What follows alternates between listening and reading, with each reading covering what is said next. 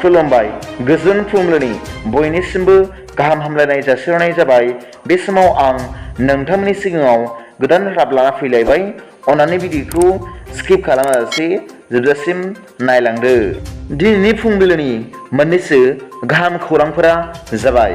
गिबि रादाबाव दङ आसामनि गिबि मन्त्रि मानगोनां डक्टर हिमन्त बिश्व शर्माया मैया हाजो जिल्लानि डिसि आरो एडिशनेल डिसि सानैखौबो सासपेनसन खालामबाय होनना खौरां मोन्दों।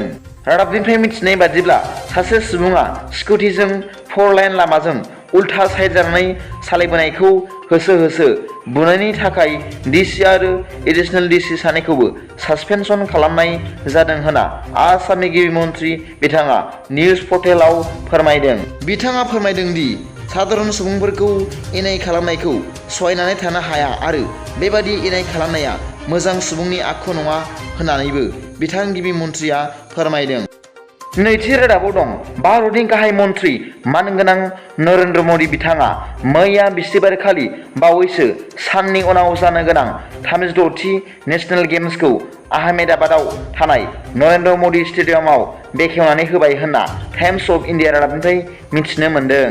रादाबनिफ्राय मिथिनाय बादिब्ला गुजरातनि चिफ मिनिस्टार मानगोनां भुपेन्द्र पेटेल आरो गभर्नर मानगोनां आचार्य देवव्रत, इउनियन मिनिस्टार अनुराग ठाकुर आरो गोबां मानगोनां गेदेमा सुबुंफोरा बे खेला बेखेवनाय हाबाफारियाव नुजाफैदोंमोन होनना रादाबनिफ्राय मिथिनो मोन्दों। थामथि रादाबाव दं मैया बिस्थिबारखालि नगावनिफ्राय केरालासिम ड्राग्स लांनो नाजानायावनो सासे ड्राग्स फालांगिरिया पुलिसजों मोगा-मोगि हमजायो होनना खौरां मोन्दों। रादाबनिफ्राय मिथिनाय बादिब्ला नगाव जिल्लानिनो दिमुरगुरि होननाय मोनसे गामिनि रौखान आलीनि न'आव पुलिसआ नागिरनानै गोबां हेर'इन ड्राग्सफोरखौ बोखांनो हादों होनना रादाबनिफ्राय मिथिनो मोन्दों। बे हेर'इन ड्राग्सनि बेसेना बाजारनि दामाव माखासे लाख रां जागौमोन होनना आन्दाज खालामनाय जादों। गोसो होनो गोनां बाथ्रादि पुलिसआ सिभिल ड्रेस गाननानै ड्राग्स बायनो थांफ्लानानै रौखान आली मुंनि ड्राग्स फालांगिखौ मोगा-मोगि हमनो हादों होनना रादाबाव फोरमायदों। ब्रैथि रादाबाव दं मैया बिस्थिबारखालि आसामनि गिबि मन्त्रि मानगोनां डक्टर हिमन्त बिश्व शर्माया फुजानि नामाव सान्दा एबा दान खांनो नाङा होनना ससियेल मिडियानि गेजेरजों फोरमायदों। बिथाङा फोरमायदों दि फुजानि समाव सान्दा एबा दान खांनाया फालांगिरिफोरखौ खस्थ' होनो नाङा होनना ससियेल मिडिया आरो निउज पर्टेलफोरावबो फोसावदों। बाथि रादाबाव दं मैया बिस्थिबारखालि आसामनि धुबरी जिल्लायाव ब्रह्मपुत्र दैमायाव माखासे फरायसाफोर आरो गोबां दावबायारिफोर गाखोनाय नावआ गोदोदों होनना खौरां मोन्दों। मख'जाथावदि जायगानि सुबुंफ्रा फोरमायनाय बादिब्ला बे नावआव गासै 100 जनसो दावबायग्रा सुबुंफोर दङमोन आरो बे नावआव गं 10 बाइकफोरखौबो थिखोनाय जादोंमोन।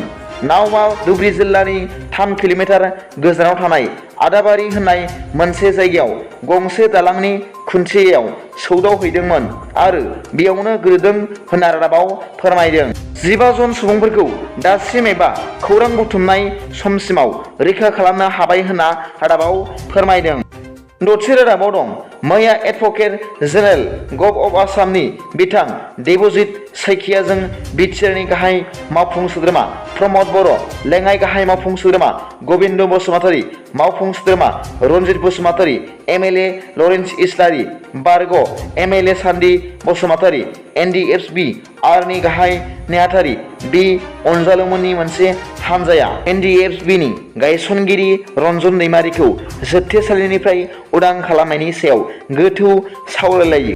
मख'जाथावदि बे सावरायलायनायनि गेजेरजों बिटिआर गोजोन गोरोबथायाव सागान होनाय रन्जन दैमारिखौ जोबथेसालिनिफ्राय उदां खालामनो थाखाय बिटिआर सरकारनिफ्राय सुप्रिम कर्टसिम टेक आप खालामनो थाखाय सरकारा बिथांखि लाबाय होनना रादाबनिफ्राय मिथिनो मोन्दों।